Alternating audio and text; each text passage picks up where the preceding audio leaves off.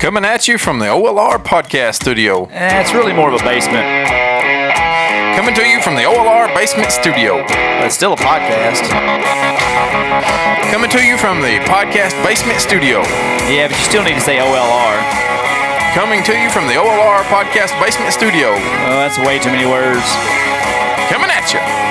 That's not enough. You still need to say OLR. Let's just start. It's OLR.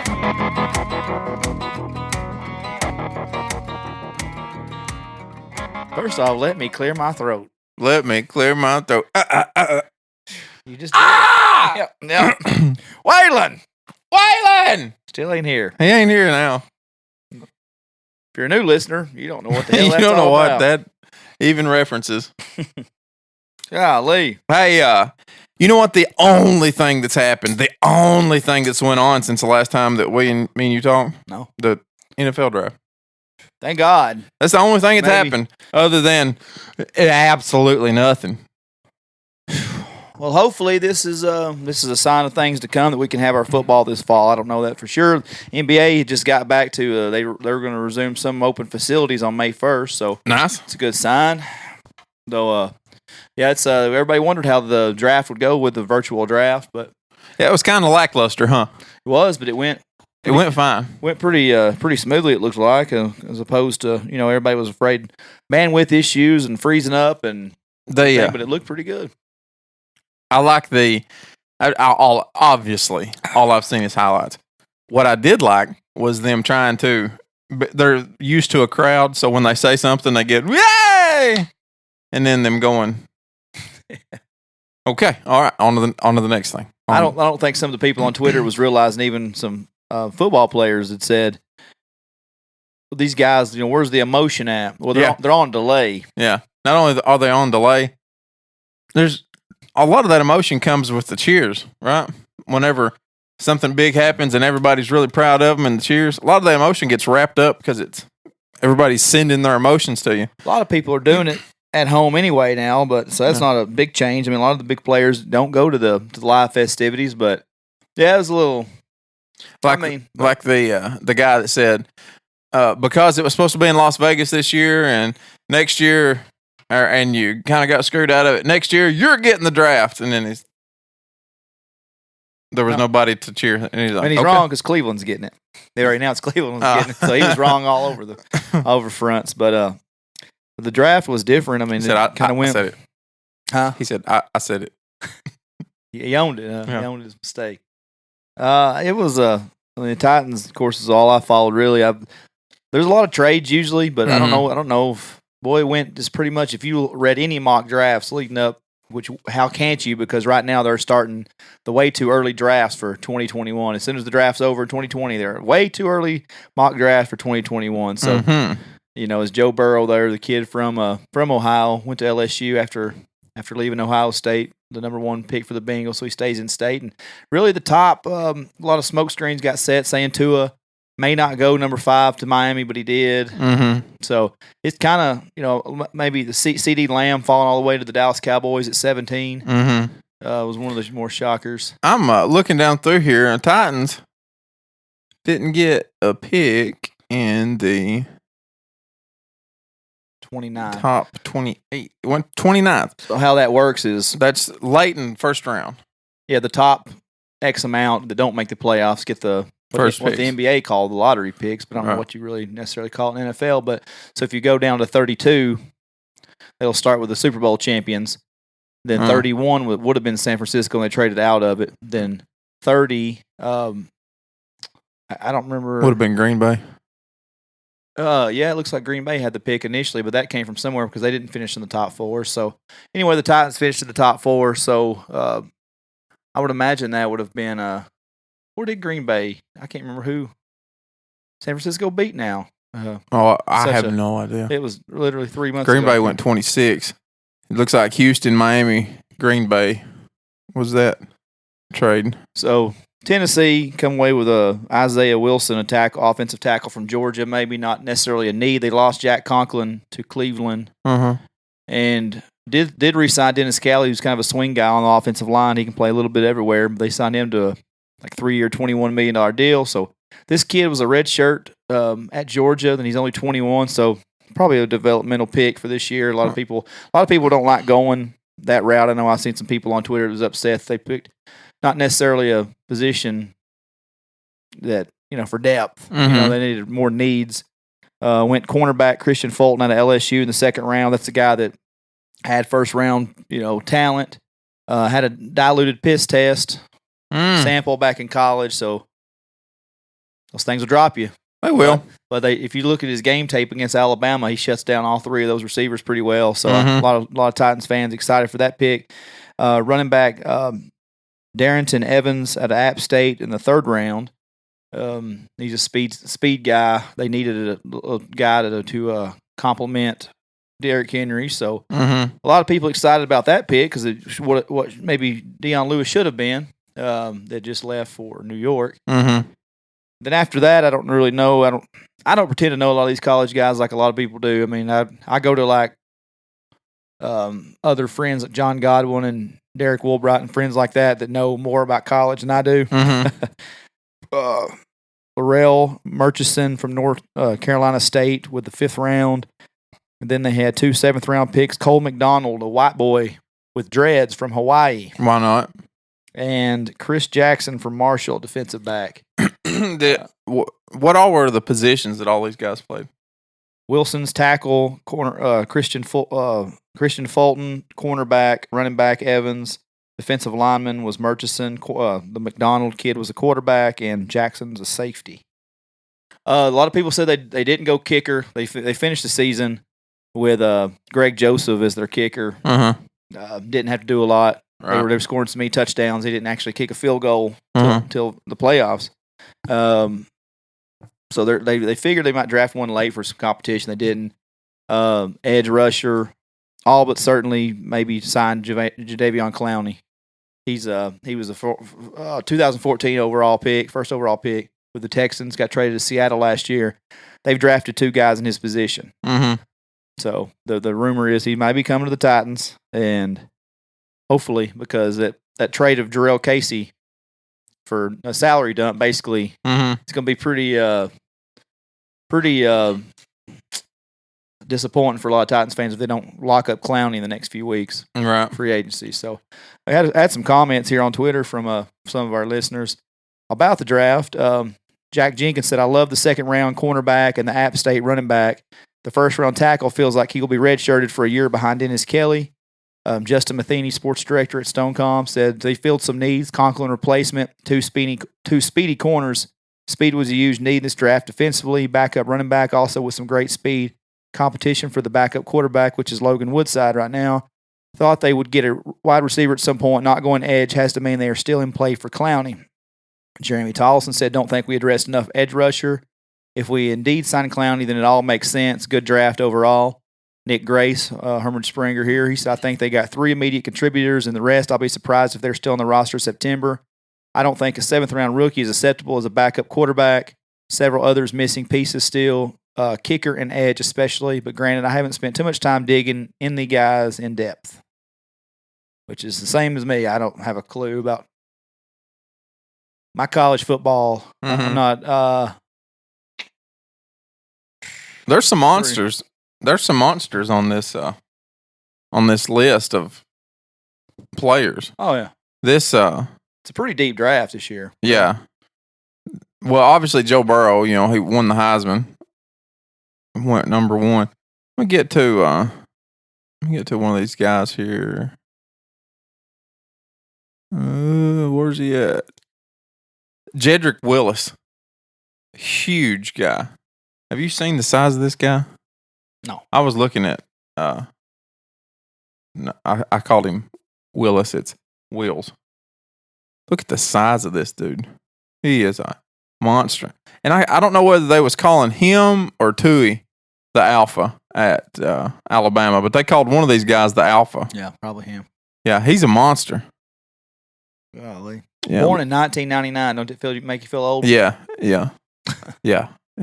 is. Let me look at his stats here. He had like 34.5-inch arms is what he said on here. I don't even know what that means. I don't even know how to interpret that. And then this Tristan Wirfs. We'll get to him in just a minute, but show me his stats. There he is. 6'4". This is Jedrek Willis, 6'4", 312 pound, 34.25 inch arms. I'm assuming that has to mean his length of his arms. I wouldn't think it'd be. I don't a 34.5 inch diameter or circumference. Vertical jump 34.5 inches. Surely that's what they got wrong. He's a big kid. 484 20-yard shuffle, 505 40-yard dash at 312 pounds. Monster. You guys are freaks. Yeah. Yeah. And then this Tristan Wirfs. I want to show you if I can find his YouTube right here. Tristan Wirfs at like 340 pounds. Let me go back and get his stats too. There's too many things to click on here, folks, so give me a second. Tristan Wirfs pull jump, where he jumps out of a swimming pool. Yeah, why would you? Why would it? There it was. Tristan Wirfs pull jump. He jumps out of a swimming pool onto the edge of the pool. Could you do that? Oh, I can barely get out. At any point in time in your life, have you ever been able to do this? I can barely get out without my shorts falling off my ass. That's insane. And he's a big boy too. That is. That's who's watching Tom Brady's back up there in New England, or not New England, Tampa, down in Tampa. I'm all messed up this morning. He's got some explosiveness to him. Yeah. So he's a tackler. And he run a 485 40-yard dash at 320 pounds. How much? At 320 pounds, a 485 40-yard dash. That's the one they were talking about after the combine then. I've been so out of it. I didn't watch much of the combine this year. It's hard to get excited when you know it's going to be like it was. Mm-hmm. Even with sports being away, I still couldn't get. I watched a lot of the draft. More than I usually would just because there's nothing else on. Mm-hmm. But look at this. 24 reps to 225 on the bench press, a 36.5 inch vertical at 320 pounds. What pick did he go? He went 13th. 13th.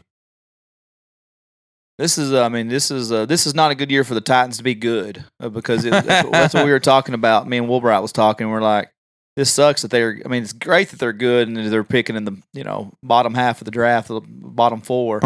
But this has been the year to have an extra pick or two. Yeah, or at the top of the draft more than anything else is more in any other sport is how you rebuild quicker than anybody else is in NFL. And they didn't have a 4th round pick because they acquired Ryan Tannehill last year, which that worked out. Mm-hmm. It's okay to, if he just come in to be a backup and whatever, it might have sucked a little bit more this year. But he came in and obviously was more than serviceable when Mariota was struggling and got his big contract, $100 million.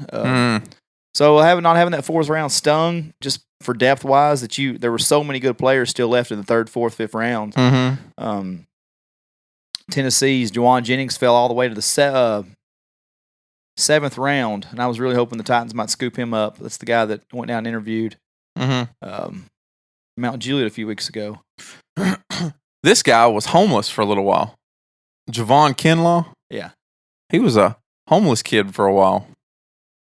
And then went 14th in the draft. Well, I'm sure that I didn't watch a lot of the front end of the draft. I was back and forth. But I'm sure they mentioned it because God forbid anybody have a happy story on draft day. Used to they would give like a little, maybe like, he lived with his grandmother and his grandmother died his junior year of college and he's inspired by his grandmother. That's one story and that's one thing, right? Last year when the Titans took Jeffrey Simmons 19th overall, they showed a video of his family members getting in a fight with a girl and he hit the girl at retaliation for his sister. And so what do they profile? What do they profile first thing? That. They don't talk about, they talked about his ACL and they talk about blah, blah, blah. But they talked about that. Happy is, he's years removed from this incident in high school. Right. They bring it up on that, supposed to be the best day of his career. And like you said here, this they took it to a whole nother level. It's like 2020 draft said, "Oh shit, hold my beer." Yeah. If you think we fucked up some people's lives in 2019, let's bring up all the negativity. It ain't gonna come up right here for whatever reason, but one absolutely horrible graphic. There it is. What's Higgins. T. Higgins, hometown, Oak Ridge, Tennessee. This is his graphic on ESPN as he is. They're talking about him for the draft, why would it stay there? Hometown, Oak Ridge, Tennessee. T. Higgins, Clemson wide receiver, finalist for 2016 Tennessee Mr. Basketball. Held offers from Louisiana, Auburn, and Tennessee. Sister Kiki played basketball for Middle Tennessee State. Oh, and Mom Camilla fought drug addiction for 16 years. What in the hell does that have to do with anything? Nothing. And I don't understand why. I mean, I can't even fathom what ESPN was thinking. Right here. 2-time All ACC 2019 first team. That would have been a good thing to have put right there. Yeah. Instead of Mom Camilla fought drug addiction for 16 years. And that was probably the worst, the one that I seen, but that was just one of the many. Really? There were several drug, grandma died of cancer. Like I said, if you want to tell them about whoever raised them dying and it gained inspiration within them to be a better player, it's one thing. Mom battling drugs for 16 years. That's irrelevant at the highest level. I can't. I wonder who makes that decision. Who, did you let a new guy do that? Or did a producer go, I've got it. That's kind of the epitome of why ESPN is on the way out. Well, ESPN used to be the be all end all sports coverage. Now that you put stuff like this on there, it's sickening. Really, I just like what you're in the green room with this kid, and you're like, okay, so you were 2-time ACC player, first team. Mm-hmm. You had how many catches? 64 catches, mm-hmm. yards. What about your mom? What about your family life? Tell us about your. Well, I ain't really trying to talk about it, but my mama, she been fighting some dope for Oh, okay. Well, okay. Yeah. Jot that down. Here you go. Here's another one. LaVisca Chenault Jr., Colorado wide receiver. Hometown, DeSoto, Texas. Hobbies include video games and Sudoku. Interesting. Spent time volunteering in high school to honor local veterans. Okay. Mother, Annie, contracted and survived West Nile virus in 2012. Kind of irrelevant. What's that have to do with his football career? We'll get it better next time. Trevon Diggs, hometown, Gaithersburg, Maryland. Father, Aaron, died in 28 of heart failure. All right. All right. One more time. Cam Akers, Florida State running back, hometown, Clinton, MS. I'm going to say Missouri. Might be wrong. Mississippi, maybe. I can't remember. Yeah, MO was Missouri. Mother, Angela Neal, beat breast cancer in 2011. Great story. Oh, okay, good. But why put it on there? Okay, good. Don't matter. Good. All right. Luke Bryan plays a song during draft. Trey Wingo. Luke Bryan witnessed a gruesome murder when he was 6. Mel Kiper, this guy can fly, ran a 4.5 40. Trey Wingo. His dad got mauled by a bear when he was 6. Oh, God. I don't know. ESPN, you missed. Oh, here's a good one.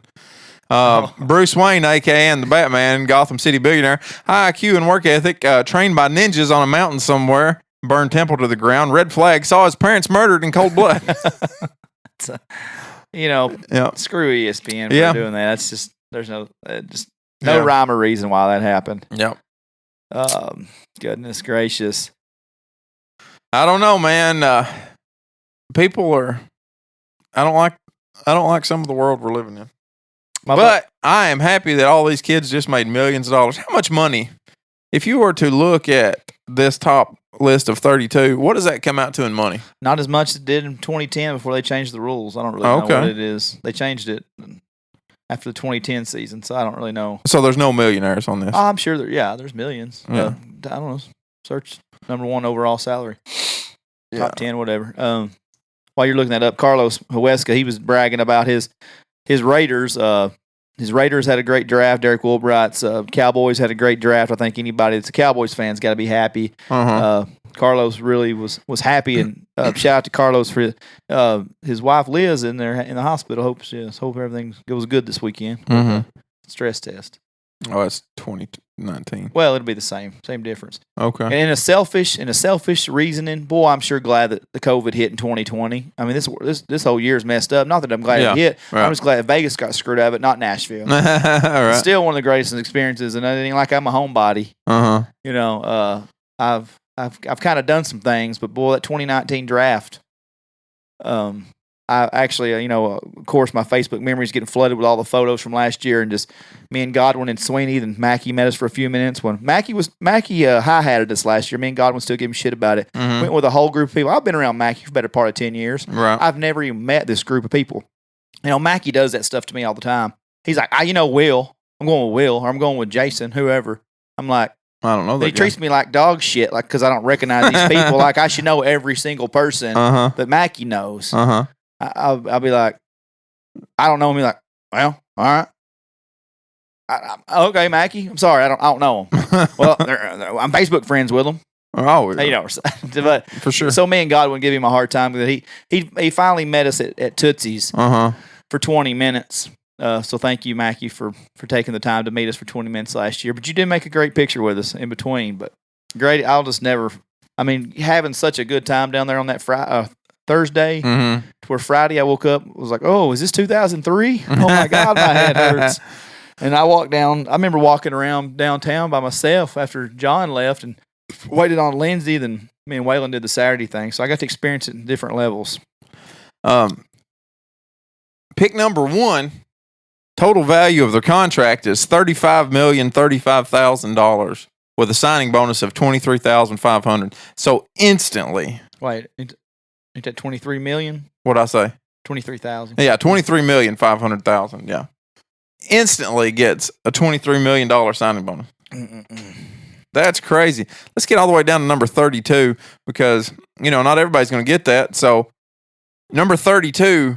Total value of the contract, $10,070,227 with a signing bonus of $5,343,801. If you never play another down after your 4-year contract, you should be set. You should be set. At number 32. Now taxes gets a clump of that. Agents get a clump of that. Yeah. Still 15. Yeah, you're going to get 15.5 10% straight off the top is going to your agent, right? So he's getting $1 million. So you're still taking 9 for that contract. Yeah. I mean, and then taxes, you're going to take 4.5 for the contract, I guess. I work at Tutco. I believe I can make it last on that. I got it. Yeah. I've made it this long, and I've never made anywhere near that. No, I believe I'd be all right with that. Yeah. I'm going to go the rest of my life and not make anywhere near any of that. So that's a 4-year That's a 4-year contract. I don't know if that's 4-year included or 5th year. They have a 5th-year option on all first rounders, so it's 4, maybe 5-year million or $5 million. They can technically they'll possibly wrap a guy up for his entire career. Well, I mean, yeah, 5 years. What's the average NFL career? 3.5 years. I don't know, but either way, I'd say the NFL thought this was probably a success. By any stretch of the imagination, with everything going on. I thought it come off really well. Even Roger Goodell seemed like a human, and he didn't seem like such a smug dick. And the second night, if he wasn't drunk at home at the end of the pick, he was sitting back in his chair, and his speech was like, and with the 85th pick, the Tampa Bay. I mean, I was like, well, Goodell's drunk. Average NFL career length 3.3 years, so they got you. Yeah, most of the time. On average, they're going to wrap you up your entire career. Well, unless they trade you off, right? Yeah, or you just don't, or you get cut, or But yeah, realistically, you should make it through That's more on the scouting staff if they don't make it through a contract. All right, don't make it through your rookie deal. But, man. So, looking forward to the NFL season, then, huh? I just hope that I get to use my tickets. All right. I've just quit watching. We talk about wrestling on here. I record it. I haven't even watched an episode. As bad as the fans suck and they have their own agendas with chants during. They still make it. Right. I can't watch a wrestling show without fans. fans really make everything, don't they? Oh, God. Yeah. I think I could watch basketball or football more than I could like something like wrestling, but because you're watching a scrimmage, but still, it would be pretty flat. Yeah, you think about watching the games, or actual scrimmages or practices. Whenever there's nobody out there, unless you've got one or two guys that's really fired up, but that's only going to last for just a few minutes. I can't imagine how much editing ESPN or TNT would have to do because the crowd flushes out some of the F-bombs that get thrown around the court, but I can't imagine they'd catch them all. All right. So, but then again, they've got The Last Dance on ESPN these days, the documentary that aired last week, and Jordan dropping F-bombs left and right, unedited on that thing. Really? Was that as good as what everybody thought it was going to be? 6.1 million viewers. That's really good. Most views ever for a documentary. Uh-huh. And what's bugging me out of the whole process is that one line out of everything Jordan's getting criticized for is that he called Pippen selfish. So Pippen essentially got his surgery late in the off season and came into the season late and missed like a big chunk of the 97-98 season. Uh-huh. So Jordan says in the documentary, well, I mean, Scotty, for the purposes of team basketball, that was a selfish move on his part. And people are just really giving him shit over dogging Jordan because they're like, oh, yeah, because it was announced on that documentary that Pippen signed a 7-year, $18 million contract, like we said last week, 122nd highest paid player in the league at one time as a top 50 player of all time. Right. So everybody's really lighting into Jordan saying, well, yeah, Mr. $30 million a year can afford to say that. If you look at their numbers, there was a demographic popped up on Twitter this week, and I meant to save it and I didn't. But Jordan, until those last two seasons, he basically held Chicago hostage. He was making like $3 million, $4 million, $6 million. The greatest player on the planet was making $5, $6, $7 million a year. Every year Pippen outnumbered him on salary. Yeah, Jordan held him hostage the last 2 years on 1-year deals and got his 30-something million. Right. Which would equate to what, this $55 million now or whatever, or whatever it would equate to in 2020. And actually, when they ran the numbers, everybody's giving Jordan shit. Pippen ended up, after Jordan retired in 98, he played the 2 seasons with Washington, but he played for $1 million a year, best I remember. Pippen went on to sign a big contract with Houston and finished that career with Portland, and he ended up in Chicago with a small, maybe a season. He made more money than Jordan. After it was all said and done. From basketball earnings. Yeah. Now, that's not figuring in the Air Jordans and the McDonald's and everything else Jordan endorsed for years. Hanes. So don't feel bad for Scottie Pippen. I mean, he made his money. But I didn't realize how much like dead broke Scottie Pippen came from, like the family he came from.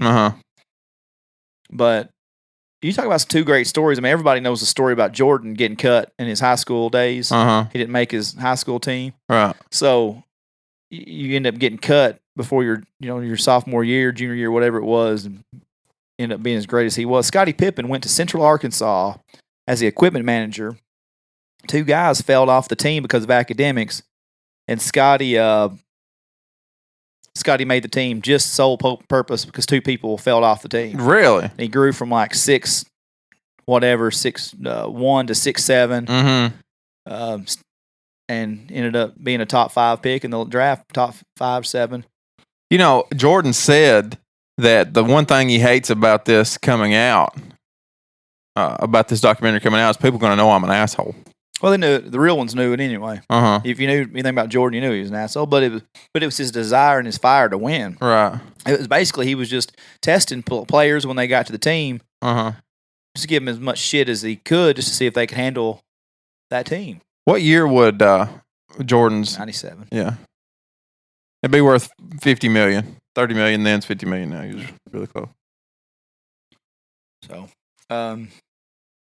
I don't, and a lot of people were giving crap. Carol Baskin from Tiger King has got to be loving Jerry Krause right now, the general manager for the Bulls, because he's took all her heat from Tiger King, being the bad guy. Jerry Krause done a lot of good things for the Bulls. If you look at the role players they had in that first three-peat, they had, he had the knowledge to draft Scottie Pippen, to trade for Horace Grant in the draft, or maybe he drafted Horace and traded for Scotty. I know he traded for Scotty. Anyway, B.J. Armstrong. But then that second three-peat, man, they had Tony Kukoc. And Tony Kukoc got bullied from he was in Croatia. Mm-hmm. And that's an easy place to be. Yeah. And they wanted to throw all this money. Krause and Reinsdorf wanted to throw all this money at Kukoc. Mm-hmm. So in the Olympics, when they played him on the Dream Team, Jordan and Pippen just shut him down. Right. And they took it personal because they were getting paid nothing. Mm-hmm. So they took it personal and really messed with Kukoc. So when he came over to the States, they finally, accepted him. Mm-hmm. But you had Ron Harper, who was a star in the 80s, who tore his knee a couple times and was kind of a shell of himself by the time he got to Chicago. But you had Jordan, Pippen, and Harper, all 6'6", mm-hmm. long, length defenders. Man, they were shut. I mean, they were shut down defenders, and they could score. They had Rodman, the greatest rebounder in the modern era. Mm-hmm. I mean, it was just stacked. That team was stacked. They had Steve Kerr knocking down shots. Very appealing for me just to relive some of this stuff and getting to find out. But people like it. Everything I've heard, not anybody I've talked to, everybody I've heard talking about it is really thought it was a really good documentary. And that's just 2 out of 10. 3 and 4 are going to be based off Dennis Rodman tonight. So that should be interesting. It said that he played like when Scotty was holding out and was injured. Not holding out, just recovering. That Rodman played Good Samaritan. So by the time Scotty came back, he said he really needed a break. And that's the premise of tonight's show is that Rodman asked for time away from the team just to let his hair down. And Jordan tells Phil on the preview, on the trailer, says, if we let this guy go, we ain't seen him again.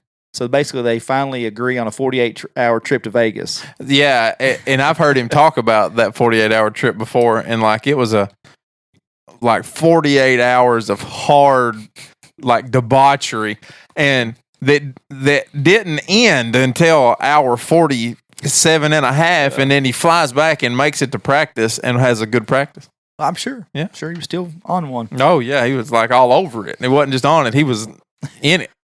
He was in Carmen Electra at the time. That's that's something to be proud of at the time. She was about as hot as anybody in the world. Like the world was on fire. Mm-hmm. So maybe the crotch was on fire. The only thing, maybe that's why he was hopped up.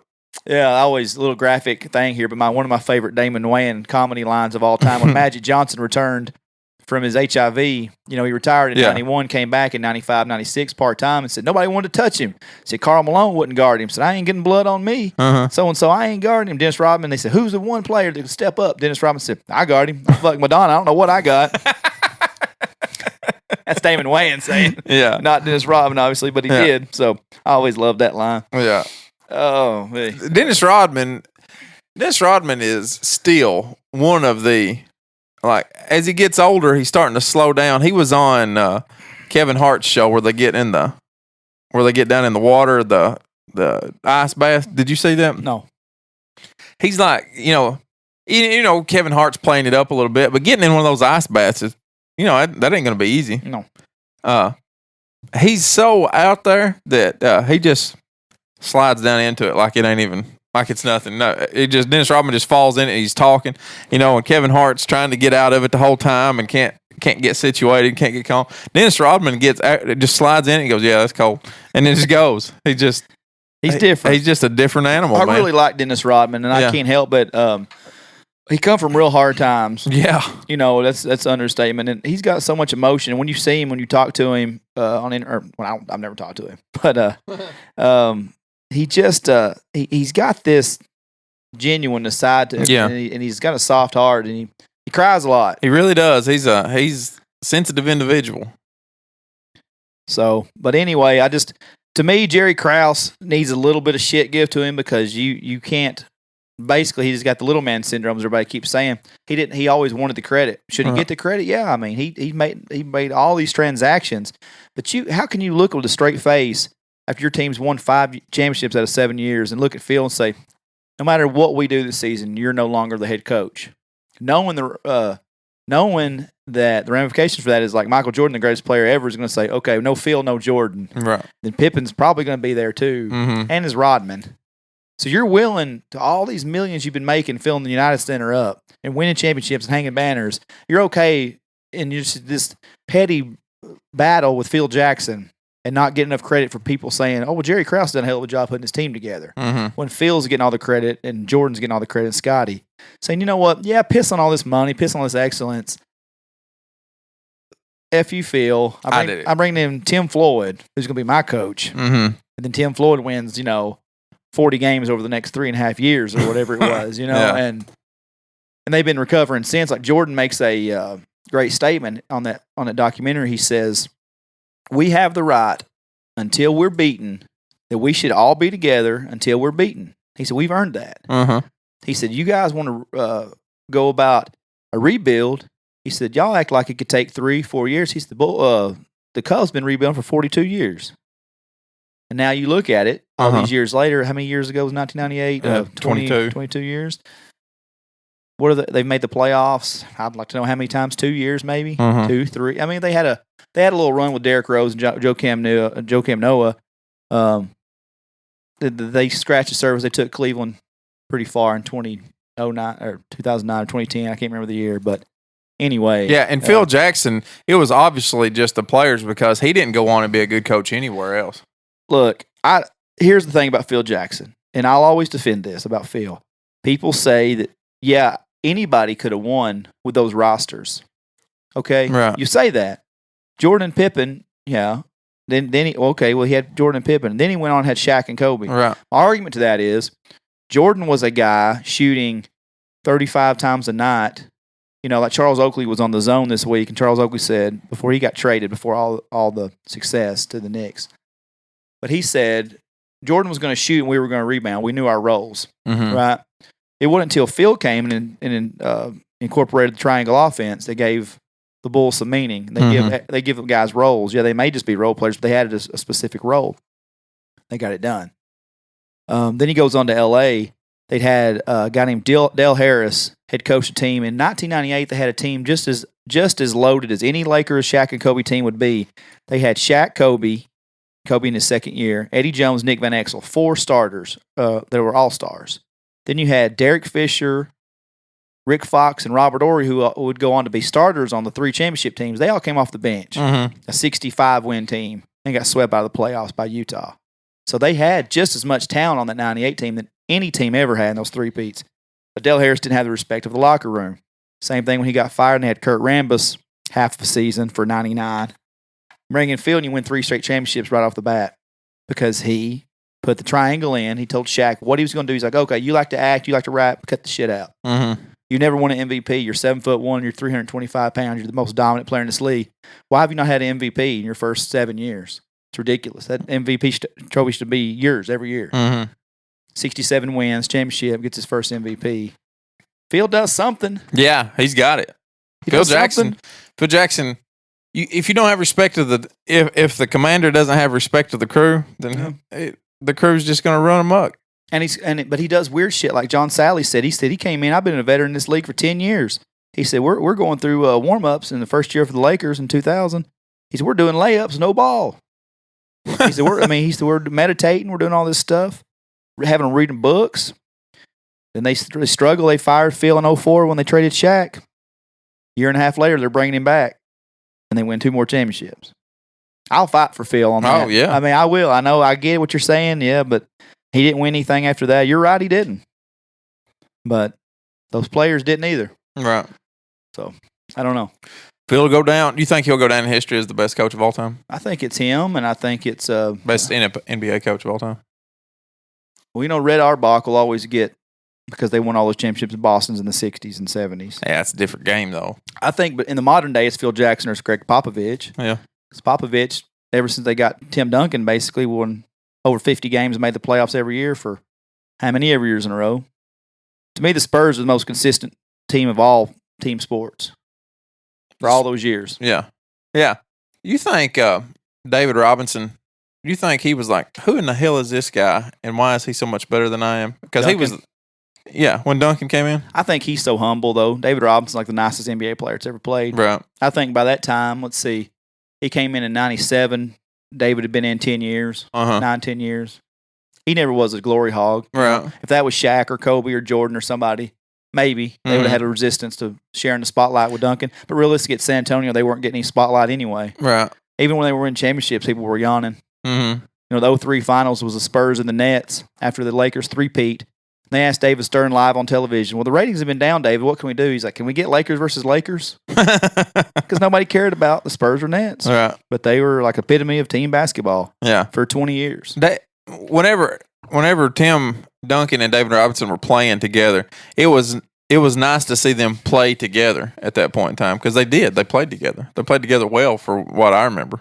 Yeah, and we had an argument. Me and Curtis and Don had not an argument, but I'll always defend Shaquille O'Neal. Mm-hmm. I'm going to. Yeah. And am I being biased? Yeah. But his place in history has got to be protected. Mm-hmm. And not that I'm going to do that with my little measly ass. Yeah. But people too often forget about what players do. Like I said, Charles Barkley was a bad SOB at 6'4" playing against 6'9" guys. And people just think he's the old fat redneck on TNT. Mm-hmm. You know, that's funny. And same thing Charles with Barkley's a redneck. Well, you know, it's Alabama, all that. You know, it's terrible. Uh-huh. You know, all that. Uh-huh. Country, I guess I should say. And same thing with Shaq. Me and Don, I asked him. I said, "Who's your top 5 players you've seen? Not YouTube, not read about, not Bill Russell, not Wilt Chamberlain, not in our lifetime. Who's the top 5?" And for his 5th spot, Don took Duncan over Shaq. Mm-hmm. And I get why he done it, consistency-wise. Mm-hmm. For a 19-year career, he was more consistent than Shaq. Don said at his peak, Shaq's the best basketball player I've ever seen to dominate a game. I can't argue that. Like if for people that pick Akeem Olajuwon or Tim Duncan over Shaq, I get it. A body of work. Akeem was an athletic freak. He done things. He was skilled. He played soccer over in Africa and all this stuff. So like, he's very, very. I mean, he just flowed so easily with Akeem. And Duncan did it. He won a championship in his 3rd year, 2nd year, whatever it was. And he kept that consistency all throughout his career. Shaq was Shaq. You can say it. At the top of his game, nobody was better. You can argue his peak was Michael Jordan's peak. They were there. The man averaged 38 points a game in the finals where he shot 38% from the free throw line. Right. You're averaging 45 or 50 if you can hit a goddamn foul shot. You know? And that finals is going to be above any finals in modern day basketball. But the fact is, as we've stated, the boy got fat. He got lazy. He won a championship, said, okay, the monkey's off my back. He won 2 championships, like, damn. Won a 3rd championship, said, damn, I'm the baddest motherfucker playing. I ain't got to do nothing. Right. Well, here's the other thing is he saw in it. This is my thoughts on it. And this is my thoughts on all those guys that are so good, but they have a future away from the thing that they got good in. Yeah. Right. So they see a path away because, you know, athletically, your body's not going to last forever. It doesn't matter who you are. You're going to have to, if you're solely focused on an athletic endeavor, at some point in time, you're going to have to do something else. Yeah. And those guys saw it, right? They saw that something else. And if you're sitting talking, or if you're just going to be, if that's the guy you're going to be, if you're going to be that guy that goes to ESPN, realistically, that career can last a lot longer than what your athletic career did because you can get fat and sassy and do whatever. And that just makes the show more fun, right? And so more people are going to know and remember that second body of work just because it's going to span longer. And now we're face to face where otherwise you were playing with a team or you were over there and we were just watching you. Now we're interacting with you. And so more people are going to remember that, and it's going to be easier to forget that other thing. And not only are you going to forget that other thing, you may not even know about it because now you're so invested in this one-on-one relationship that we have. So I think that's why it's easier to forget how good Shaq was and why people remember Tim Duncan as good as he is, because there's nothing to compare that to. There's nothing that waters down his athletic career because there's just not that much interaction with him otherwise. Yeah, Duncan is an enigma. Yeah. I watched him for the time he played in Wake Forest. Don't know a thing about it. To the last day he retired, don't know anything about it. Right. While in Shaq's case. Yeah, you know Shaq swimming on the court. You know Shaq done a fool. You know him talking and, giving Barkley shit and all that stuff. And you see him doing free throws and you see him on ESPN. You see him messing around with Barkley and The Rock, bench pressing, all that stuff. And all that stuff's fun And then that kind of waters down remembering his stats and what he did on the court. Well, they're doing a show called Shaq Life on TNT. It's a 2-part every Thursday night. It's not getting where the ratings of the Chicago Bulls is, I'm Right. sure, because I'm a diehard. I don't even really like it that good. But I think he just misses it. He's attention starved. He always liked the attention. Right. He's his own worst enemy in the fact that he let himself get out of shape. By the time he got traded to Miami, he slimmed down, but he was such a shell of himself, even in the last end of Phoenix, Cleveland, and especially Boston. He was so big in Cleveland and Boston. It's embarrassing. Yeah. How much he let himself go. But after he was used to coming into gyms and everybody yelling his name. So what does he do then? Well, he's always been a part-time sheriff in every city that he's played in almost. Right. So he does that. He always vowed he wouldn't go to TNT, but he was a natural to fit right in with Barkley. But on this Shaq Life, they talk about everything that he does. He spars in UFC training with different people. He wants to get in there and scrap around and learn that.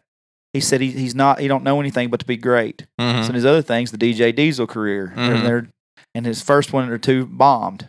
His first one he did was, I don't remember where it was at, but he didn't do well because he'd only played 60 minutes and this went 90, so the last 30 minutes people were playing on their phones, which is naturally anywhere you go now. Yeah. It doesn't matter how great you're doing, somebody's going to be on their phone.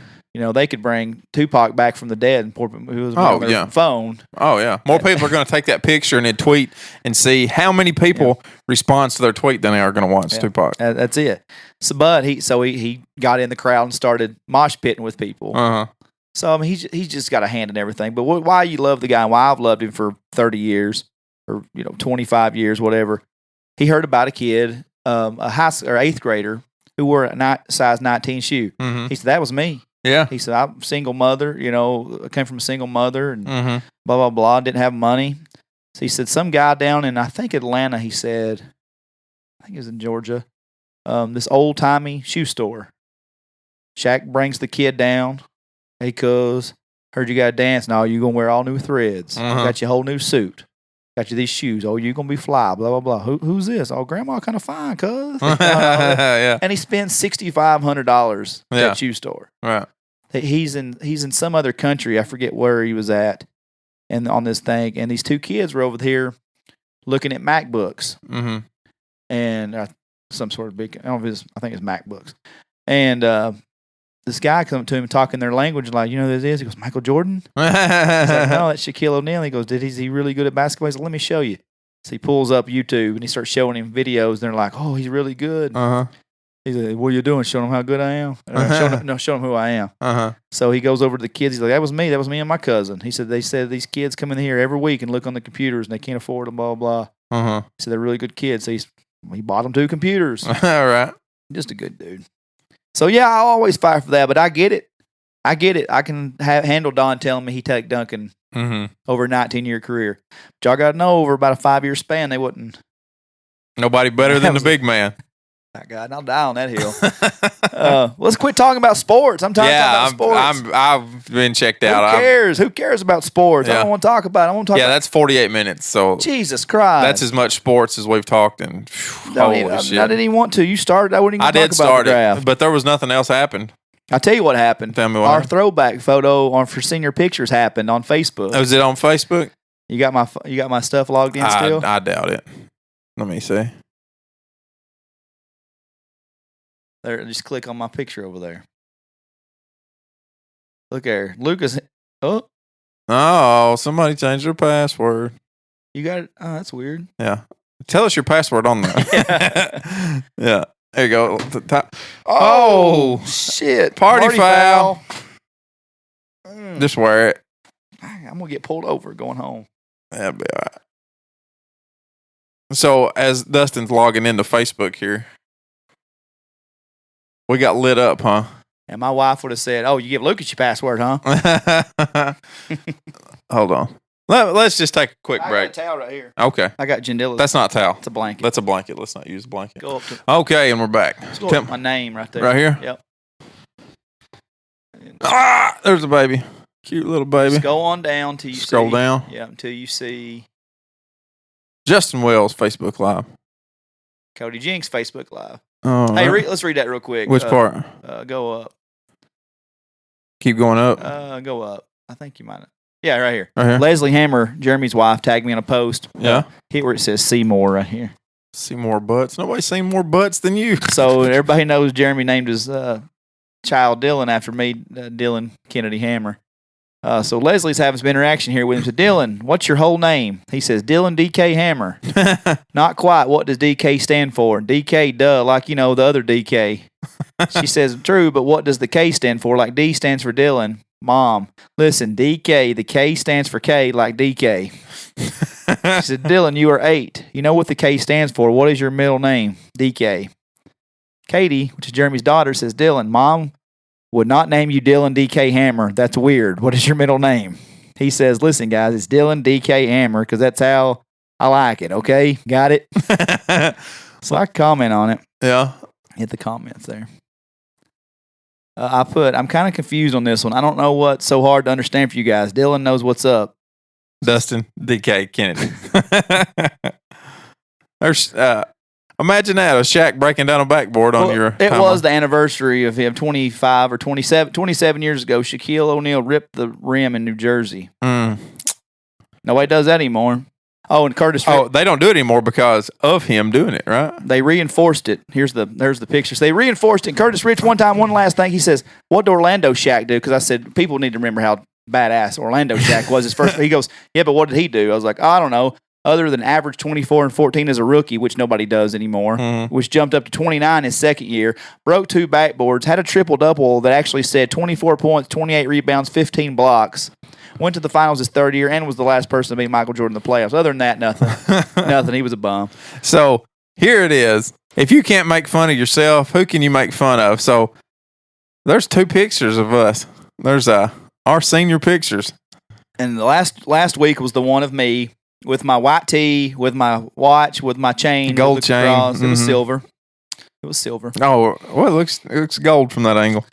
And then there was Lucas in his Fox Racing shirt and that white hat that I'm wearing there, that super white hat, that's a Fox Racing hat too. Oh. Go ahead and throw it in. So we had Lucas had roasted me because he had found that picture of me in the tee and the chain. Yeah. It made fun of my watch. My watch was too big because I found it in other pictures and it was just big. Oh, okay. It wasn't I was trying to floss on people. So my caption on this was One Lane Road Podcast Senior Pictures 02 and 03. Let the roast begin. # make love to the camera. # Fox Racing for life. Oh, yeah. Yeah, all the time. I would imagine here, I can't remember, but I may have had Fox Racing pants belt on for sure. I know the pants weren't, but I may have had my my 4-wheeler racing boots on. Hit the view 10 more comments. We got roasted Where do you so see hard. that at? Oh, right here. Yeah. There may be more after you hit that. Okay. Josh Heltsley, did you like senior year so much that you did it twice? So is that is he saying that we look alike? I guess he didn't see that Lucas 03 at the bottom. Yeah, that's funny. Took another name, 21 Jump Street style. Joshua Scott, you get that Jesus piece from Kanye? Liked it. That's a guy from Indiana. Good. Indiana listens. Oh, God. Yeah, that was a good one. Brian Kennedy says, is that your blue steel look, or do you always mean mug the camera? I included a GIF of... I was just trying to be sexy. Yeah. Sexy. Guess I didn't hit it. And then Tommy Cherry, young pups before y'all filled out them husky jeans. Ain't that the kid? Ain't that the truth? A lot of replies on this. Yeah. And I don't know what happened there. I don't know. I just hit the 9 more replies. I don't know what happened. And I said, I like to wear those flex fit jeans now, which is what a woman would call maternity pants. Yeah, yeah. And Brian says, we are Kennedy. Sexy's our middle name. Please tell me your yoga pants say juicy on them. No kidding. I said, nope, just pink because I'm so damn basic. Tommy said, I got a few pair myself. Ryan Hammer says, I think DK does have a tramp stamp that says juicy, so you are half right. Brandon Jones says, their sweatpants are not flex fit. I like Brian Kennedy's. He said, Ryan, my tramp stamp was supposed to be Chinese letters saying awesome. Instead, it says cabbage. That's pretty funny. So go down to there you go. Yeah, I don't know what happened there. It jumped pages on me. The most liked comment by listeners here is by Tanner Harvey. Said, do your chains hang low? Does it wobble to the floor? I like that. It's a rap song. I like that. Ryan Hammer, maybe I'm just confused by the last names, but did you mean to share Jamie Kennedy's senior photo, or is it really you, DK? Melinda Wiley says, back to reality. An Eminem gif from 8 Mile. Ryan Hammer, and you're going to love this. At y'all's 20-year reunion, Lucas should win the Barry Bonds Award for the most increased head circumference. Ain't that the truth? That's absolutely the truth. I wondered how you would take that. You can't blame the kid for telling the truth, 5 funny comments on that one. So y'all look like Ryan come out of hibernation on us. I hadn't heard from Ryan Hammer for months. Y'all look like half the members of a Bible Belt boy band. Probably would have been called the Backroad Boys, except y'all never would have been put on TRL. That's pretty good. Yeah. Josh Kennedy, I swang in my white tee. Yeah. There's the picture we talked about at the at the dinner. Yeah, Drew McMillan, will the real Slim Shady please stand up? Ginger Green, Slim Shady, Atlanta Carpenter. I cannot wait to come back to this thread in the morning and start my day with a good laugh. There was also some. Let me go separately. I don't know the quickest way to get to it on here, but we had a couple on the One Lane Road podcast. Man, look how small my head was. Ryan. James Austin says, "Is that B-Rad from the Boo?" Kevin Wiley, the man, the myth, the legend, DK. Jace Fraley with a hell of a comment here. Hashtag No Limit Soldier. Hashtag I want to go fast. On our Instagram page, comments here. Hannah Cooper, who's formerly Hannah Price. Those hashtags, though. Brandon Howe said, "What up, G?" I said, "You were nice enough to share your high school hair pictures with us. It's the least we could do." You remember Brandon Howe's picture? He says, "I done it before. It was a cool thing to do." I said, "But was it ever?" All right. That's what you got to ask yourself. Taylor Hamlin says, "Thug nasty, dang thug nasty, gangsta, I'm dead." Kyle Anderson said, "I thought that was Eminem and his homie." And Andrew Pope Music said, "When the one lane road was still a dirt road or an alley by the looks of Bone Thugs and Harmony here." Thank you, Andrew Pope, for that nice comment. Coming in hot. Boy, there's no way that shirt... 2 things. 1, this is just a normal shirt for you now. And 2, this shirt is never going to fit me ever again. No. Ever. Never. It would fit fine for me now, my white tee. Yeah, that'd just be a shirt now instead of a baggy shirt now. We deserved it.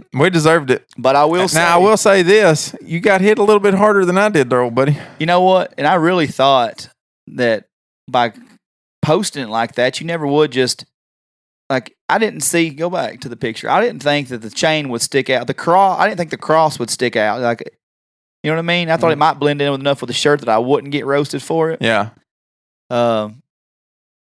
Not enough emphasis was put on me trying to look so goddamn sexy. Yeah. I was obviously trying to look sexy. He's trying, Is that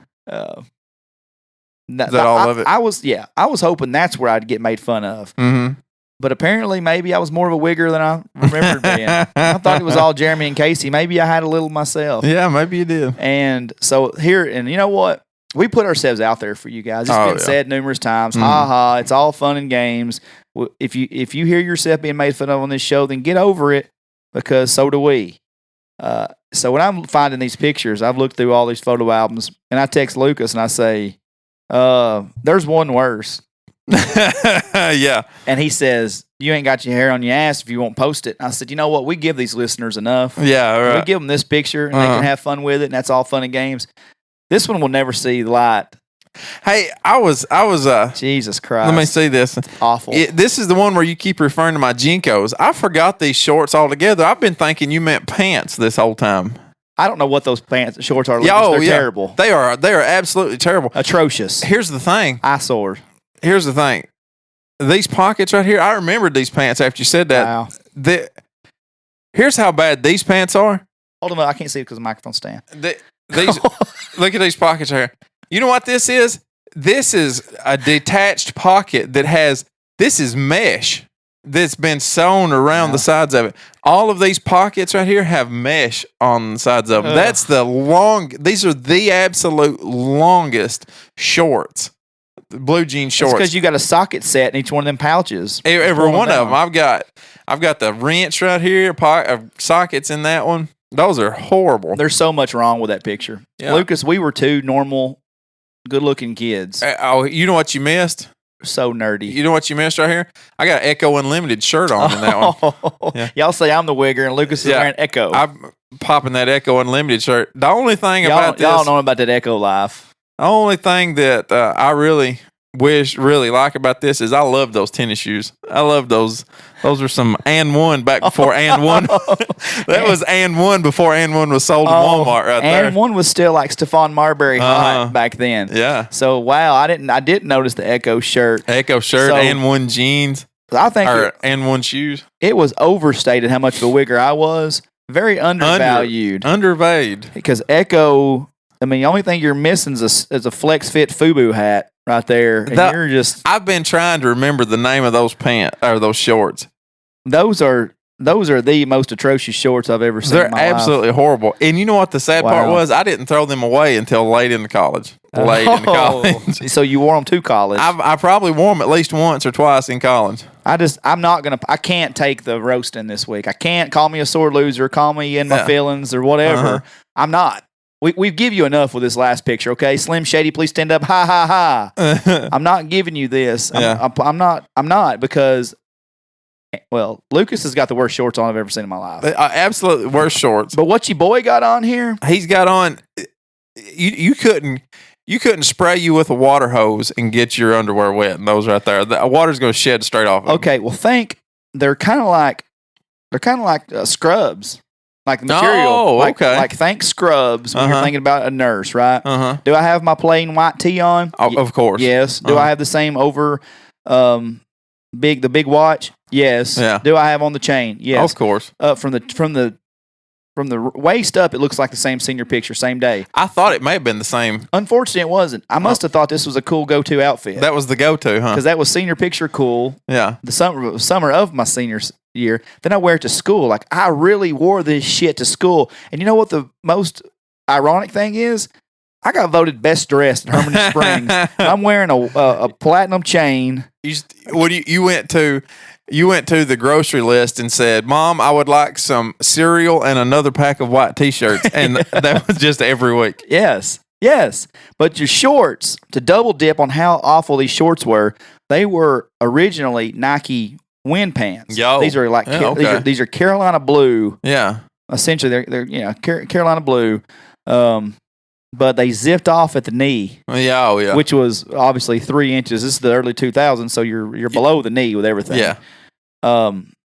Nobody was showing their nuts off in 2002. Oh no! So this is 3 inches below the knee, but they zip off. Like I could go from pants to long shorts and with two zips without ever taking your pants off.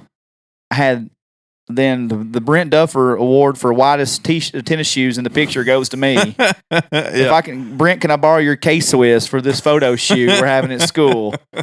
Brent probably owned 87 pairs of K-Swiss because if they got dirty, they was white as shit. Patty just went and bought him a new pair. Yeah. Does your boy also have socks on that goes completely covers my cankle? Yep. Just so many wrong. And then we had another one with Peanut, where you can see my K-Swiss with the white socks. Oh, yeah. That one. Peanut looking fly, though. Always was. I remember that day for some reason. I don't. I wish I could forget about you guys, unless you can find an annual. I ain't never seen them. F right off. You're not getting it. I'm deleting them from my phone right now. Just go and get drunk and post them for your liking. There's another one we're trying to be super cool in. I may post that one eventually. That's not bad. Yeah, that one's a little earlier. That's not senior. No, that's senior year. Is it? Mm-hmm. I look younger than that there for some reason. That's my senior year. Okay. Well, I had American Eagle on. I was finally getting the game. Well, at least you had something on it, you know. It was white. And there I was in 2 shirts like I always was because, I wanted to look just a little bit bigger. I just got some good ball pictures. Yeah, I was saying there's some good pics here. Man, those shorts were long. Boy, 2000s, those early 2000s was bad for long-ass shorts, weren't they? Also, everybody wants to know what the fuck you're listening to. It just is what it is. I don't know where I find all this music. I couldn't go back and tell you where I got all that music at or how I come across it, but that's just... I didn't want to lie to anybody. That's where I had a few texts say, wow. Yeah. Where does Lucas get his music? Where does Lucas find his music? Couldn't tell you. That was all aggressive. That was all straight off of my phone, and then that little Rob Bailey detour we took. I think that was probably the one. They didn't say. People. Oh, I'm sure that the Rob Bailey detour was the problem. Hey, man, work, hustle, and kill. Yeah, that's all he does. You know what my brother told me when I was young? He listened to my. It wasn't an iPod at that point in time. It's probably just my radio. He goes, "Oh, no wonder you're so damn mad all the time." At the same time, I got called out for a lot of music that I didn't include. But I mean, hell, you limit it to 10 songs. Yeah. I mean, Clint Black's the only one that's not in the conversation. And Charlie Robinson. Neither one of those are in my top 10. So I had to take some of my favorite guys off. But like Waylon Jennings, I didn't put anything for Waylon. People ask me, it's like, I can't believe you didn't put any Waylon Jennings songs. My go-to on Waylon's a long time ago. It's one of his more rare songs that everybody don't know. Travis Tritt, I didn't put. I mean, Cody Jinks and Tyler Childers are my two favorite, maybe going today. And I didn't have either one of theirs on there. Then Rink said, I'm just knowing some Keith Whitley's coming on this list.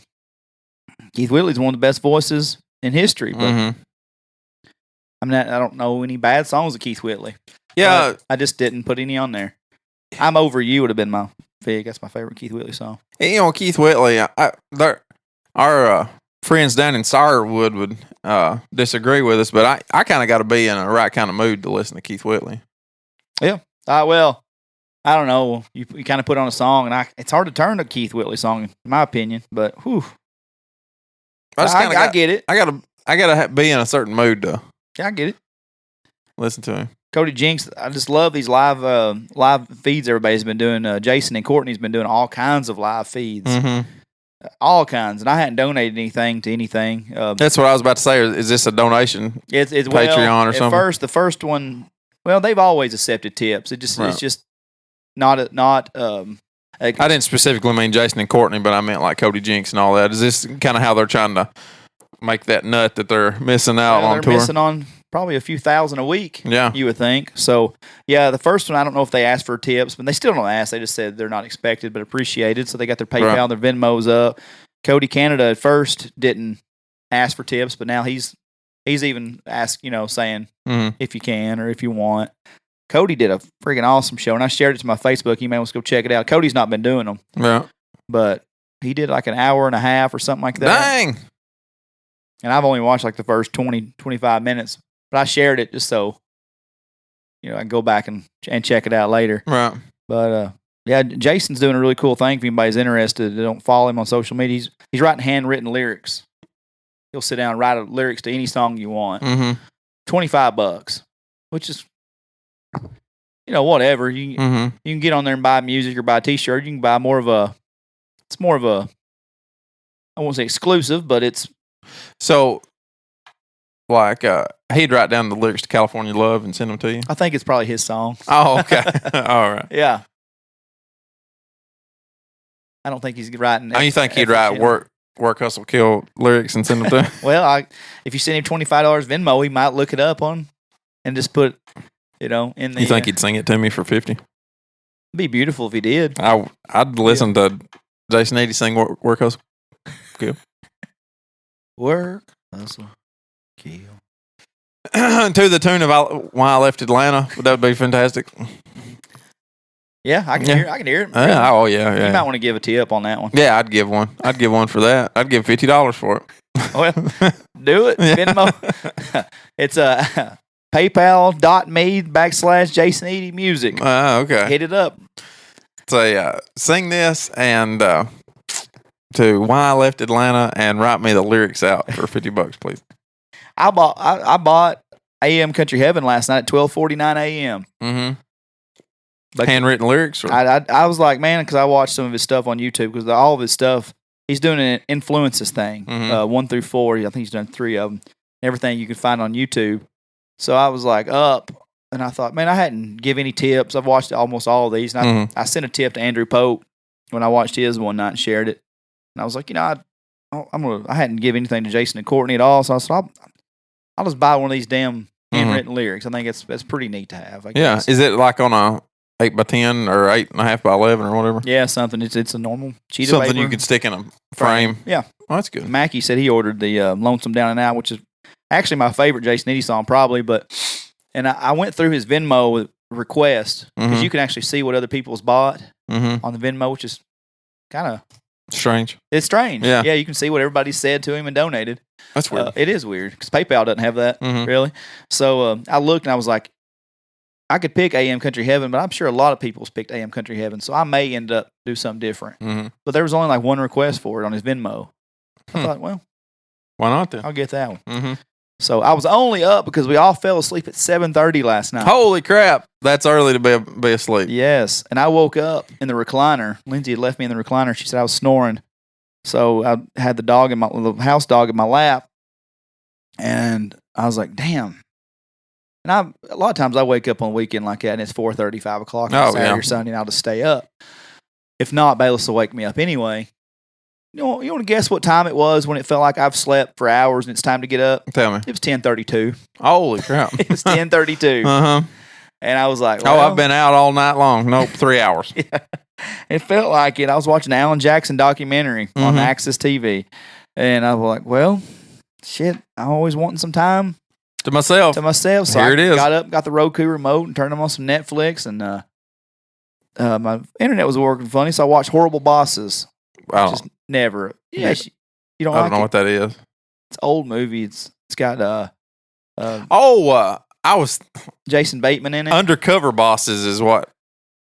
No. I was say I don't. Jason Bateman. I know what you're talking about. It's got Jennifer Aniston in it. She's so freaking hot. Yeah, and like sexually harassing Jason Bateman the whole time. It's not Jason Bateman. His character. It's the one guy of the three I didn't know. It was a little short, high pitched, bearded guy. Yeah, he's from Always Sunny in Philadelphia. Okay, yeah. I do recognize him from that now. Yeah. She's about as hot as I've ever seen her ever. No, maybe because she's never Surface of the Sun hot. played any slutty roles like she did in that one. But I watched that. And I got about 3/4 of the way through it before Bayless come join me. He had just woke up from his falling asleep at 6:30. Yeah. And we partied until 3:30 a.m. this morning. Are you shitting me? I was up from 10:30 to 3:30. And so I went back to the bed and Lindsay, Jesus, I got a toothache. I need a root canal done right now. And Jennifer Aniston as my dentist. Good Lord. He said, "You're naked right now. It's a good time." Her ass. She goes, "Can you see my? Can you see my? You know what? My hoo ha, what you might say. She's just so beautiful. Always will be too. Yeah. Anyway, we Charlie. So I went to what is this picture here? What's that? What's that one? I'm interested in that one. Yeah. Oh, that's fake. That's not real. That's not real. Nope. That actually is not real at all. I don't think she's ever played a video game. So yeah, I went to go to bed and everybody sprawled out and I was like, So Bayless come back to the room with me and at 5:30 this morning I was asleep finally for 2 hours. And my little 4-pound house dog decided he was going to kick somebody's ass on the outside. Yeah. Right on the edge of the couch. Why not? I gave him a tap. Finally, I picked that dog up with my feet and threw him across the living room. I said, "Shut the hell up." But I've been up at 7:15. I cooked breakfast this morning, chugged the energy drink, and here I am. There you are. Wet lap and all now that I've spun this computer around and knocked your drink over. It's all right. Golly. Boy, we just died right then. All the energy just fell out of the room. I'm just trying to figure out on my list that I can't read over here. Well, you make that list whenever you get here. I keep notes on my cell phone. Yeah. And I write notes and it keeps me from having to be on my cell phone. See, I don't want to be there playing on my phone where I can just write out a few high notes here. Mm-hmm. But now you can't read them. Because I write them quickly. Yeah. I did. My friend Lisa J sent me a thing. Yeah. This is a fun game if you're a concert goer. You can play this at the comfort of your own home. It's a concert bingo. Okay. How many things have you done at concerts? So, bought tickets to the show the day of. Yes. Yeah. Okay. Lost friends during the show. We've done that. Like we're not friends anymore. Lost friends, or I don't know where my friends are. I think like maybe they staggered out, pissed on a tree, and got taken into custody by the cops. Kind of lost. Okay. Yeah. You know, I don't think I was there for that one, but You weren't there, were you? You just feel like you've been there. I've heard that story so many times. I feel like I was there. Been backstage at a concert? I think so. I've never been backstage with Shooter, Cody Jinks. Been backstage with Jason. He did our own concert. I guess that would count. Yeah, would it? We weren't really behind the stage. No. Nope. We were behind the whole crowd. Had it rain outside of the concert. Me and Lindsay at a Kid Rock concert. One of the most fun nights I've ever had. About second row from the stage center, dead center. Raining like hell. Raining like hell. Had bought a poncho on the way. Didn't use it. Lindsay took hers, and I said, it's going to be all right weather. Got in there and started piss pouring rain. And luckily, some nice folks in our row had one to share. Bought overpriced drink. That's the only way you can buy a drink at a concert. Yep. I remember buying a $22 double whiskey. Yeah. At the Ryman. You go in there and buy a $6 12-ounce Pepsi. Yeah. Everything in there's overpriced. Everything. Went to Kid Rock at Ascend, and it was not Kid Rock, Cody Jinks. $13.25 for a $1.79 gas station beer. Guy come up to me and said, "Hey man, you drink Natty Light?" And I said, "Not if I can help it. Not since college." He said, "There's $4 up here past the food aisle." You say, "I'll have some." Going the rest of the night. Missed the opening act, don't we always? You always miss the opening act. Almost always. Yeah. Seems like you don't want to, but you just do. I danced on stage, believe it or not. I'm not a dancer. I do believe that. I do believe that you're not a dancer. Went to a show by yourself. Never had. That was Clint Fraley's move. But I went to Justin Wells by myself while Clint went to the Ryman.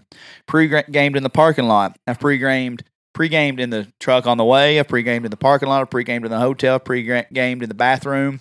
I've pre-gamed. Just about however you could call it, I would imagine. It's somebody's house, somebody's apartment. It's somebody's condo. Somebody's villa. It's somebody's yurt. All of it. Bought artist merch. Artist merch. Can't talk today. I've bought T-shirts. I bought koozies. I bought posters. I bought panties. You bought the show posters and the pennants or whatever they call them right there. Hatch prints. Hatch prints. There you go. Made a new friend at a show. Oh, I'm sure. Attended a meet and greet. God knows. Lost voice after a concert. Of course. I lost my voice after concerts. I've lost during my morals. The concert. I lost inhibitions. I've lost debit cards. I've lost money. Yeah. Did you mean lost ambitions or inhibitions? Inhibitions. Okay. Well, because one of them would explain more than the other one.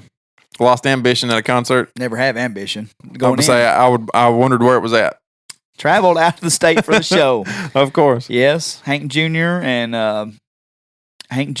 Chris Stapleton, Shooter and Andrew Pope, and I'm sure there's others. Who sang at spring break when we went? Was Lil Jon? Oh yeah, and the Yin Yang Twins. How's that never made I think I left them off my concert list I made a long time ago because, Panama City. We didn't really go to a concert, though. We were on the beach, and there was a concert happening over there that had the Yin Yang Twins and Lil Jon in it. For our style of music, which is more sway towards country sometimes, I'm so much glad. God damn, I'm struggling. This words are if getting anybody harder. didn't know, this is hard to do sometimes. I'm so much happier that I got to see Lil Jon and the Yin Yang Twins than when Luke Bryan started doing his concerts there. Goes without saying. It goes without saying. Nobody asked for Luke Bryan to be on the NFL draft. For some reason, he was there. Nobody wanted to see that. Been in a mosh pit. Don't think so. That doesn't seem like a smart thing to be involved in. Like if the only reason that you should ever wind up in a mosh pit is because you was accidentally standing close to where a mosh pit started. Now, I've got tickets to the pit for Sturgill and Tyler that's probably not going to happen this year. I don't see that being a mosh pit crowd. I wouldn't think. I've seen videos of Tyler stopping the concert and telling people to settle down. So I don't think there's much danger of a mosh pit. I had tickets in the pit to see Rob Bailey once. Yeah, that's not a place where I would think that you would want to be in the mosh pit. I got pneumonia before I could. Yeah. Put videos of your show as your story. I think we've done that. I don't understand. I put videos on your Instagram or Facebook story, Snapchat story. A lot of times I would do that because my phone was full of storage, and the only way I could save anything was to do it on Snapchat and save it. One guy one time was like, "God damn, you think you had enough? Did you actually watch the concert? Or did you just have your phone up? You just record it the whole time?" And I was like, "Well, I guess."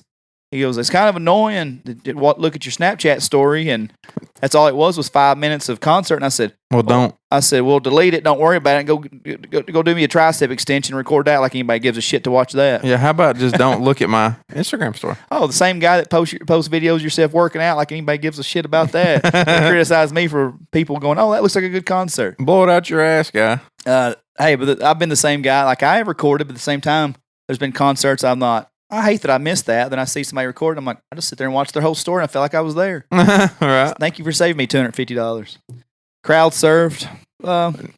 Surely not. I don't think Clint Fraley, I bet, is crowd served. Oh, I guarantee you he has. Caught a guitar pick, set list, or drumstick. Who's throwing drumsticks out into the crowd? Let me tell you who's throwing it. Eric Church's drummer in 2012. That's stupid. And we were sitting in the 100 level, and dude threw a drumstick. Holy shit! That far. He throws a spear into the audience. Now, if you throw it into the mosh pit, yeah, if you toss it out there to somebody who's making eye contact with you, yeah, if you toss somebody that's looking at you a stick sideways, then okay, you don't rear back. The only way you're getting to the 100 level is to rear back and end over end it. I should have been dead. Because I was hammered drunk. Jeff Mackey was hammered drunk. And Lindsay was standing beside me. 2012, Eric Church, May 2012. This thing barely misses my head in section 106. Amber Cragged is behind me. She catches it. She's like, DK, you don't know how close that come to just hitting you. And Jeff Mackey buys it off of her. For like $100 or something. You know. But yes, people do throw. That's stupid. I've got some guitar. I've never had a set list from any show I've ever went to. There's no lawyer that knows about that is happy about it. No. Front row at the show. 100 of them? Sure. Seen same artist more than once. Oh, 100 of them. Every artist. Every artist you ever seen more than once? Yeah, I don't know that I've ever seen an artist just once.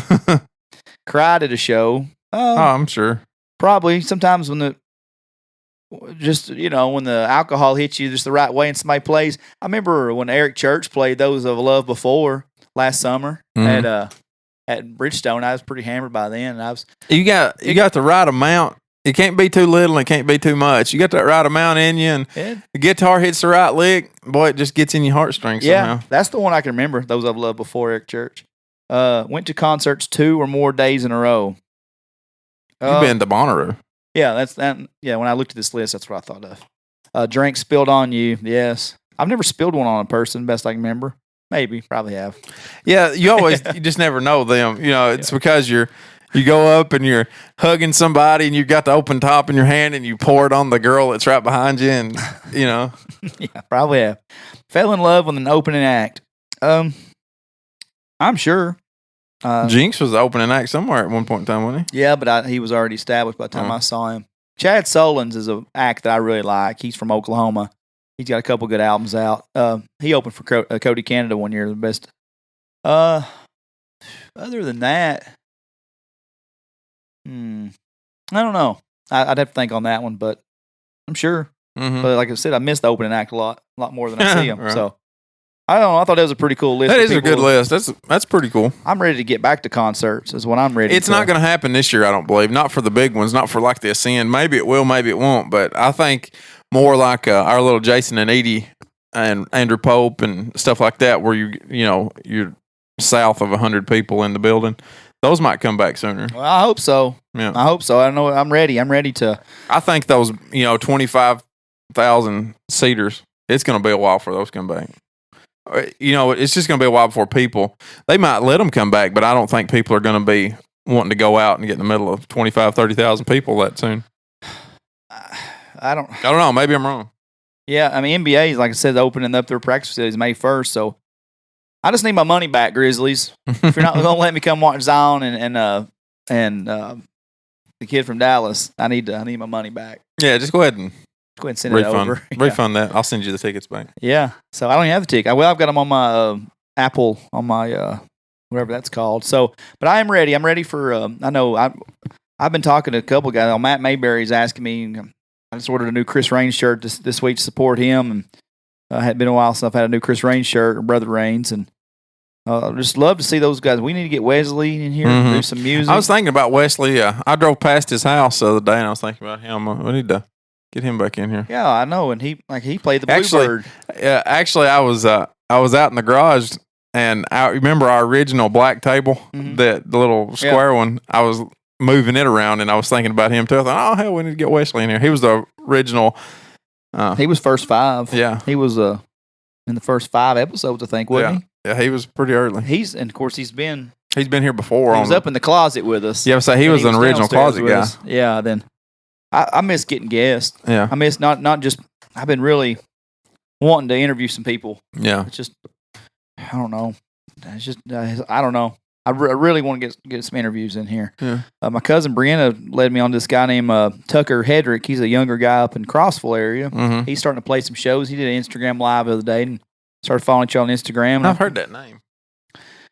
He's just a young guy. I don't think he's even, like I said, he's just maybe that's just a name you think you've heard. Maybe I'm thinking of like, because he's just a local guy, like like Matt is to us, or Wesley that's plays around for people. Maybe I'm thinking of that Rock On guy, Tuck or something. Maybe that's popped in. Bethard or something like that. Yeah. Tucker Bethard, is that his name? Something Berthrard. So Tucker Hedrick, I don't know. I've not talked to the guy yet. I think he's at Tech. He's a young guy. So that may be a guy we get down for a show and just I'm just ready to get in here and do some local stuff. Yeah. Sounds good. That mail carrier Chandra from over in Salina, can't think what her name is, young girl. She was singing on Instagram or Facebook or something the other day and had a lot of people looking at it. That may be something to. What's her name? I don't know. Chandra something. Anyway, she's from here locally. She's a bit of a singer. Apparently, they were showing me the video on Facebook that she had posted the other day, and it was really good. She's a really good singer. So maybe that's one too. Maybe something to look into. I'm ready for them. We're going to have the biggest bash. I want to have one down in the park this year again. I don't know. Anyway, you got anything else for them today? Hey, they're saying Compact Discovery has been in business since '96 and served the Cookeville community extremely well. I guess they're going out of business. There's going to be a lot of that. There's going to be a lot of that before it's all over with. Hey, well, I paid him $30 the other day for a Shooter Jennings title that I'm going to need. I guess I'll make a visit over to Compact Discovery. What is that? It's a CD record store. Uh-huh. And you remember? Compact Discovery, it's been in like every location in Cookeville. Where's it at now? It's over by the Hibbets on Jackson. Not there anymore either. Like next to GNC. Oh, okay. Oh, yeah. On Record Store Day, Shooter was releasing that Live at Bonnaroo 2006, which I thought would be I was like, that's kind of cool for Record Store Day, which is supposed to be April the 20th or April 18th, something like that. And it got pushed back to the COVID, so it's not going to be out till June now. And I told him, I was like, well, I'm just going to go ahead and pay you while I'm here. Yeah. So, might have lost that money. Boy. Yeah. Anyway, there's going to be a lot more of that before all this COVID's over with. I'm afraid of that. Yeah. All right, everybody. That's it for the show today. We love you. Thanks for listening.